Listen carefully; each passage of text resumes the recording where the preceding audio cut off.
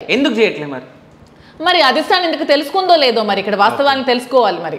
ఎందుకంటే ఆమె డైరెక్ట్గా ఎస్ మేము టీడీపీకి సపోర్ట్ చేస్తామని ఆమె, వాళ్ళ పిల్లలు, ఫాదర్ వాళ్ళ రాఘవరావు ఎస్ నేను టీడీపీకి సపోర్ట్ చేస్తానని రాఘవరావు చెప్పి డైరెక్ట్గా టీడీపీ టెంట్లో వెళ్ళి కూర్చున్నారు ఎలక్షన్ టైంలో.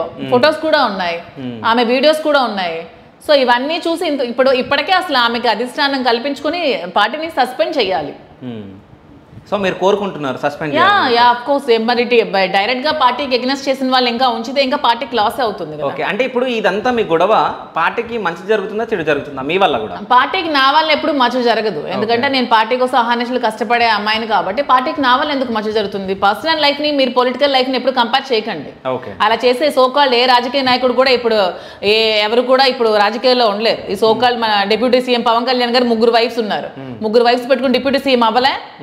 అలాగా పర్సనల్ లైఫ్ ని పొలిటికల్ లైఫ్ ని కంపేర్ చేస్తే ఎవరు కూడా రాజకీయాల్లోకి ఏ మగాడు కూడా రాడు. ఓకే, శ్రీరాముడే రావాలి ఇంకా రాజకీయాల్లోకి. ఓకే, అసలు మీకు దువ్వాడ శ్రీని గారికి అసలు ఎట్లాంటి రిలేషన్ మీ ఇద్దరి మధ్యలో ఏది? స్టార్టింగ్ లో అయితే ఒక ఫ్రెండ్లీ రిలేషన్షిప్ ఉండేది. తను ఒక రాజకీయ గురువుగా మాత్రమే నేను చూసాను.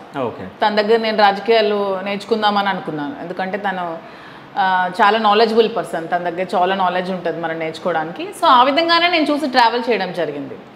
సో ఎప్పుడైతే వాణి ఇలాంటి ఎలిగేషన్స్ చేసి టికెట్ కోసం మా ఇద్దరిని నాశనం చేయాలని ట్రై చేసి మా ఇద్దరిని ఈ విధంగా పోర్ట్రేట్ చేసి శ్రీని గారిని అకౌట్ చేసి బయటకు పెట్టినప్పుడు శ్రీనివాస్ గారి పక్కన నేను నిలబడాల్సి వచ్చింది. ఓకే, సో అదే సిచ్యువేషన్లో నేను కూడా ఒక సందర్భంలో ఈమె చేసిన ఎలిగేషన్స్కి ఫ్యామిలీ కొంచెం నన్ను దూరం పట్టినప్పుడు నేను కూడా కొంచెం మెంటల్గా డిప్రెషన్ అయినప్పుడు శ్రీని గారు నన్ను కూడా ఓదార్చి నేను ఉన్నాను కదా ధైర్యంగా ఉండు, నువ్వు ఇదే ధైర్యంగా ఏ ధైర్యంతో నువ్వు రాజకీయాల్లోకి వచ్చావు నువ్వు చెయ్యని చెప్పి నాకు ఒక మంచి స్పోర్టివ్ స్పిరిట్తో. మీ ఫ్యామిలీ కూడా మిమ్మల్ని దూరం పెట్టడం జరిగింది. ఏ ఫ్యామిలీ? మా ఫస్ట్ హస్బెండ్ని వాళ్ళ ఫ్యామిలీ మెంబర్స్ అంతా ఇవి చేసిన ఎలిగేషన్స్ వాళ్ళ ఇంటికి కూడా ఫోన్ చేసి చెప్పింది ఈమె. కానీ మీ హస్బెండ్ మీకు సపోర్ట్ చేస్తున్నాడు కదా? సపోర్ట్ చేస్తున్నారంటే నా క్యారెక్టర్ పరంగా వచ్చినప్పటికీ ఆమె చాలా మంచిది, ఆమె గురించి అలా మాట్లాడడానికి లేదని చెప్పి తను వచ్చి ఒక ఏ రోజైతే నేను సూసైడ్ చేసుకున్నానో ఆ రోజు కార్లో వెళ్ళి చేసుకునేటప్పుడు తను వచ్చి మాట్లాడడం జరిగింది. కానీ అప్పటికే మేము ఇద్దరం కూడా సపరేట్గా ఉంటున్నాం. సపరేట్గా ఉండి శ్రీని గారితో ఎప్పుడైతే ఆమె దూరం పెట్టి ఇలా పెట్టడం జరిగిందో అప్పటి నుంచి శ్రీని గారితో నేను ట్రావెల్ చేయడం జరిగింది. అప్పటి నుంచి మా ఇద్దరి మధ్యలో బాండింగ్ మారింది. ఈ ఫ్రెండ్షిప్ కాస్త కొంచెం అది మారుతుంది. వాణి గారు ఎప్పుడు దూరం పెట్టడం జరిగింది శ్రీనివాస్ గారిని? చెప్తున్నాను కదా 1 year 8 months అవుతుంది. 1 year 8 months. కానీ మీరు 2 years నుంచి ఉంటున్నారు కదా ఇక్కడ? అదే 2 years అంటే అదేనండి, అప్పుడు దూరం పెట్టినప్పటి నుంచి ఉంటుంది. ఆల్మోస్ట్ 2 years అంటే రఫ్గా చెప్తున్నాం. ఎప్పుడైతే దూరం పెట్టిందో అప్పటి నుంచి నేను ఇక్కడ ఈ హౌస్ కూడా కన్స్ట్రక్షన్ 1 year అవుతుంది. అప్పటి వరకు శ్రీని గారు పలాస నుంచి ట్రావెల్ చేసేవాళ్ళు. వచ్చి ఇక్కడ వర్క్ చేసుకుంటూ మళ్ళీ పలాస వెళ్ళేవారు. ఆ టైంలో మేము హౌస్ కన్స్ట్రక్షన్ చేసుకుంటూ ఇక్కడ ఉండడం జరిగింది. ఫుల్ ఫ్లెడ్జ్గా నేను ఎలక్షన్ ముందు 6 months నుంచి ఇక్కడ ఉండటం జరిగింది. ఓకే, సో అంటే ఇప్పుడు వాణి గారు ఎలిగేషన్ చేయడం వల్లనే మీరిద్దరు ఒకటయ్యారా? ఎలిగేషన్స్ చేయడం వల్ల ఒక 1 వేలో అయితే అతని మీద అభిమానం నాకు ఉంది కాబట్టి ఎలాగో నా వల్ల అతను ఎలిగేషన్స్ వల్ల బయటకి వచ్చి ఉంటున్నారు కాబట్టి తనకి ఇంకా నేను చూసుకోవాలి, తనకి నేను అంటూ అండగా ఉండాలి, తన పక్కన నేను సపోర్ట్గా ఉండాలని నేను ఆ రోజు డిసైడ్ అయ్యాను. ఓకే, అంటే తను ఎలిగేషన్ చేశారు అని అంటున్నారు కదా, ఆ ఎలిగేషన్ మీరు నిజం చేశారు కదా? ఇప్పుడు ఇష్టం లేదే నిజం చేయరు. ఫస్ట్ ఇష్టం ఉంది శ్రీనివాస్ గారు అంటే నాకు ముందు నుంచి ఇష్టము, అభిమానం, గౌరవం తన మీద. నేను ఒక అభిమాని అని చెప్తున్నాను కదా, తన అభిమానించే అమ్మాయిని, తను ఆరాధించే అమ్మాయిని అనుకోవచ్చు మీరు. తనంటే నాకు అభిమానం ముందు నుంచి ఉంది. ఆ అభిమానం కాస్త ప్రేమగా మారింది. ఎప్పుడు అది? అదే శ్రీనివాస్ గారిని ఆమె నకౌట్ చేసి బయటకు వచ్చినప్పటి నుంచి ఆ అభిమానం కాస్త అతని మీద నాకు ప్రేమగా మారింది. 3 years బ్యాక్ కదా? 2 అదే 1.5 years బ్యాక్. అదే కన్ఫ్యూజ్ చేస్తే కన్ఫ్యూజ్ అవుతారేమో అనుకున్నా. కానీ మీకు ముందు నుంచే రిలేషన్ ఉంది అన్నట్టయితే మాకు వినిపిస్తున్నాయి. ముందు నుంచి రిలేషన్ కాదండి, అదే అంత తప్పు. ముందు నుంచి రిలేషన్స్ ఏమీ లేవు. ఆమె ఎప్పుడైతే ఇలా దూరం పెట్టి తను ఇలా ఎప్పుడైతే ఒంటరిగా ఉండిపోయి తనకి ఫుడ్ అవి కూడా కష్టం అయిపోతుందో అప్పుడు తనతో నేను దగ్గరగా ఉండి ట్రావెల్ చేసినప్పుడు అభిమానం కాస్త ప్రేమగా మారింది. ఓకే, సో దువ్వాడ శ్రీనివాస్ గారు మిమ్మల్ని ఏమని పిలుస్తారు? నాకు రాజు అని పిలుస్తారు. మీరు? నేను రాజా అని పిలుస్తాను. సో ఎప్పటి నుంచి? 2 years బ్యాక్ నుంచేనా? అప్పటి నుంచే నేను పాలిటిక్స్లోకి నేను వచ్చినప్పటి నుంచి అతనికి రాజా గారు అని పిలిచేదాన్ని. ఓకే, తను నాకు రాజు అని ముద్దుగా పిలిచేవారు. రాజు అని ముద్దుగా పిలిచేవారు. ఇక బయట వాళ్ళకు రాణి అని పిలిస్తే మళ్ళీ ఏమన్నా అనుకుంటారని చెప్పేసి రాజు అని పిలిచేవారు. అలా ఏం కాదు, రాణి అని కాదు. నా నిక్ నేమ్ రాజలక్ష్మి అమ్మవారి నేమ్ ఉంది కాబట్టి ఇంట్లో పిలిచేవాళ్ళు. సో అలాగే రాజు అని నాకు పిలిచేవాళ్ళు. ఫస్ట్ టైం శ్రీనివాస్ గారిని ఎక్కడ కలిసారు మీరు? ఫస్ట్ టైం నేను ఉమెన్స్ డే సెలబ్రేట్ చేశాను టెక్కల్లో. ఆ సెలబ్రేట్ చేసినప్పుడు శ్రీనివాస్ గారికి ఇన్వైట్ చేద్దామని శ్రీనివాస్ గారి ఇంటికి నేను వెళ్ళటం జరిగింది. ఓకే. అప్పుడు first time face to face 3-4 years back అనుకో. ఓకే. వాళ్ళ ఇంటికి వెళ్ళడం జరిగింది. దాని తర్వాత శ్రీనివాస్ గారు ఉమెన్స్ డేకి గెస్ట్గా శ్రీనివాస్ గారు వాని ఇద్దరు వచ్చారు. ఓకే. వచ్చినప్పుడు ఆ ప్రోగ్రామ్కి అటెండ్ అయ్యి శ్రీనివాస్ గారు వెళ్ళడం జరిగింది. అప్పుడు శ్రీనివాస్ గారిని ఫేస్ టు ఫేస్ నేను చూడడం అయితే అప్పుడు చూస్తాను. ఫస్ట్ చూసినప్పుడు మీ ఫీలింగ్ ఏముంది? అంటే ఎప్పుడు అందరూ చెప్పేవాళ్ళు చాలా బాగా మాట్లాడతారు, మంచి ఫెరోషియస్గా ఉంటారు, చాలా మంచి వ్యక్తి అని చెప్పడం జరిగింది.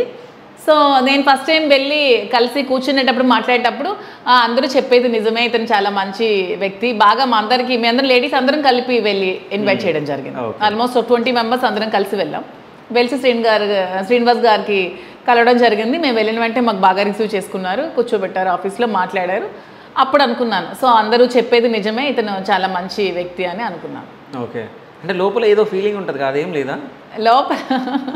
లోపల ఏదో ఫీలింగ్ కాదు, బయట మూవీస్లో చూశాను హీరోస్ని, ఇప్పుడు రియల్గా కూడా ఒక హీరో క్యారెక్టర్స్ అన్ని ఇతనిలో ఉన్నాయని అనుకున్నాను. ఓకే. అంటే హీరోని నేను చూసాను, నేను హీరోయిన్ అవ్వాలనుకుంటున్నాను, అప్పుడే అనుకున్నారు? అలా ఏమో అనుకోలేదు. హీరో క్యారెక్టర్స్ అన్ని ఇతనిలో ఉన్నాయి అనుకున్నాను. ఓకే. మంచి ఎక్స్ప్రెసివ్ ఫేస్, మంచి ఎక్స్ప్రెసివ్ ఐస్, మంచి మాట్లాడే స్పీచ్ చాలా బాగా మాట్లాడతారు, మంచి వాయిస్ కమాండ్, మంచి ఫెరోషియస్గా ఉంటారు, మంచి లీడర్షిప్ క్వాలిటీస్, మంచి హీరో క్వాలిటీస్ అన్నీ ఉన్నాయని అయితే నేను అనుకున్నాను ఆ రోజు ఫస్ట్ టైం చూసినప్పుడు. సార్ ఇంతకు ముందుకు మీరు అన్నారు అంటే మా ఇద్దరి మధ్యలో ఫ్రెండ్లీ రిలేషన్షిప్ ఉండే అది ఇది అని చెప్పేసి, అడల్టరీ అంటే ఏంటో మీకు మీనింగ్ తెలుసా? అది గూగుల్ వాడేమో అర్థం కాకిచ్చాడేమో నాకు తెలియదు, ఆ పదం అర్థం ఇచ్చాడు. ఏమని ఇచ్చాడు? అడల్టరీ అంటే ఏదో ఇచ్చాడు వర్డ్, మీరు చూసే ఉంటారు కదా, అడల్టరీ అంటే వ్యభిచారం అని అందులో పెట్టాడు. నేను ఆ ఉద్దేశంతో అనలేదు. నేను ఏమన్నానంటే ప్రెస్ మీట్లో పెట్టేటప్పుడు అందరికీ క్లియర్గా ఒకటే చెప్తున్నాను, శ్రీనివాస్ గారితో మీరు ఉంటున్నారా, దీనికి మీరు లీగల్గా తప్పు కదా, మీరు అలా ఉండొచ్చా చేయొచ్చా అంటే, మీరు లీగల్ వర్డ్ వచ్చినప్పటికీ మీరు లీగల్గా తప్పు అనుకుంటే అది అడల్టరీ అనుకోండి. ఒక అమ్మాయి, ఒక మ్యారేజ్ అయిన అబ్బాయి, ఒక మ్యారేజ్ అయిన అమ్మాయి కలిసి ఉంటే దానికి లీగల్గా ఎక్కడ తప్పు పట్టడానికి లేదు, దానికి అడల్టరీ అని సుప్రీంకోర్టు కూడా దానికి చట్టపరం చేసింది. దాన్ని ఎవరు మీరు తప్పుగా మాట్లాడుకో, మీరు లివింగ్ టుగెదర్ అనుకోవచ్చా మేడం అంటే, మీరు లివింగ్ టుగెదర్ అనుకుంటే అనుకోండి, అడల్టరీ అంటే అనుకోండి అని అన్నాను. దాన్ని నానా విధాలుగా అవును అన్నారు మీరు, అది మీరు అనుకోండి అన్నాను, మీరు అది కట్ చేసి వచ్చింది మీరు ప్రశ్న. మీరు లివింగ్ టుగెదర్ అనుకుంటారే, అడల్టరీ అనుకోండి, మీరు అనుకోవాలంటే, మీరు అడల్టరీ అనుకుంటే అనుకోండి అని చెప్పాను. దాన్ని గూగుల్లో ఎంత నీచమైన పదం పెట్టి ఇలా ట్రోల్ చేస్తారని నేనైతే అనుకోలేదు. నేను క్లియర్గానే చెప్పాను, ఎస్ మేము కలిసే ఉన్నాము, లివింగ్ టుగెదర్లో ఉన్నాము, మేము కలిసే ట్రావెల్ చేసాము, ఇప్పుడు ప్రెసెంట్ ఎస్ అదే చెప్పాను కదా. సో అదే చెప్పారు. సో అంటే అప్పుడు మీకు ఆ మీనింగ్ మీరు గూగుల్లో చూసిన తర్వాత మీ ఫీలింగ్ ఏముండే అంటే వ్యభిచారం అంటే, మీరు అక్కడ మీనింగ్ ఏమొస్తుందంటే నేను శ్రీనివాస్ గారితో వ్యభిచారం చేస్తున్నాను, గూగుల్ వాడు తప్పుగా పెట్టాడు అని అనుకున్నాను. ఓకే. అంటే మనం కరెక్ట్.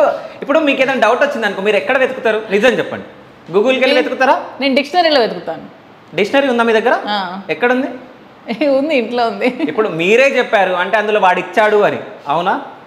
అవునా? గూగుల్లో ఈడియట్ అంటే ఏం పెట్టాడు గూగుల్లో చూడండి ఒకసారి. ఓకే. సో చూడండి, అడల్టరీ కావాలి నాకు, దాని గురించి మాట్లాడండి. అది చెప్తున్నాను కదా, మేము కలిసి ఉంటున్నాం, దాన్ని మీరు లీగల్ పరిభాషలో అనుకోవాలంటే ఇలా అనుకోండి. అంటే లీగల్గా తప్పు పట్టి లీగల్గా చేయడానికి లేదు, మీరు అనుకోవాలంటే లీగల్ లాంగ్వేజ్లో మీరు అనుకోవాలంటే అనుకోండి. నేను ఒక లా స్టూడెంట్ కదా, 2 years లా చేశాను, 1 year చిన్నపిల్లలని డిస్కంటిన్యూ చేశాను. సో లీగల్ పరిభాషలో చెప్పాలంటే మీరు అడల్టరీ అనుకోండి, అలా చెప్పాను. సరే, ఇంతకుముందు మీరు ఇంత పెద్ద స్టోరీ చెప్పారు కదా, అంటే తను ఎలిగేషన్ చేసిన తర్వాతనే మా ఇద్దరి మధ్యలో మళ్ళీ ఆ బంధం అనేది ఏర్పడుతుంది అది ఇది అని చెప్పేసి, దీనికి ముందు అసలు లేదా? దానికి ముందు లేదు, అతనంటే అభిమానం మాత్రమే ఉండేది. అభిమానం మాత్రమే. ఆ అభిమానం ప్రేమగా ఎప్పుడు మారింది? అదే శ్రీని గారు ఎప్పుడైతే బయటకు వచ్చి ఉన్నారో అప్పటి నుంచి ప్రేమగా మారింది. ఓకే. శ్రీని గారు బయటకు వచ్చిన తర్వాత మీరు చెప్పడం జరిగిందా ఇంకా మనం ఇద్దరం కలుసుందాం అది అని? నేనైతే మీకంటూ నేను ఉంటాను, కంప్లీట్గా మీకు అన్ని విధాలుగా నేను సపోర్ట్ చేస్తాను, మీకు 100% నా సపోర్ట్ ఎప్పుడు ఉంటుంది అని చెప్పి నేను చెప్పడం జరిగింది. ఓకే. సో అక్కడ నుంచి శ్రీనివాస్ గారు కూడా తను నా మీద ఉన్న ఇష్టాన్ని ఎక్స్ప్రెస్ చేయడం జరిగింది. ఓకే. సో ప్రపోజ్ చేసుకున్నారా మీరు? చేసుకున్నాం. ఎప్పుడు, ఎక్కడ, ఏ టైంకి? ఎప్పుడు, ఎక్కడ, ఏ టైం గుర్తులేదు. ఓకే. సో మీరు ప్రపోజ్ చేశారా శ్రీనివాస్ గారు?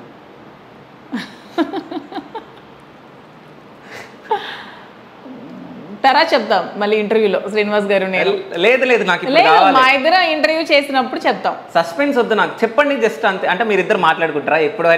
అలా కాదు, ఇద్దరం కలిపి ఇంటర్వ్యూ ఒకటి మీకు ఇస్తాం శివ గారికి, అప్పుడు చెప్తాం. అయితే నాకు తెలిసి అంటే ఇప్పుడు చెప్పట్లే కాబట్టి టైం, అంటే వీళ్ళు 4 years బ్యాక్ ప్రపోజ్ చేసుకున్నారు అనుకుంటా నాకు తెలిసి, అవునా? లేదు లేదా 4 years బ్యాక్ చేసుకుంటే చేసుకున్నామని చెప్తాం కదా.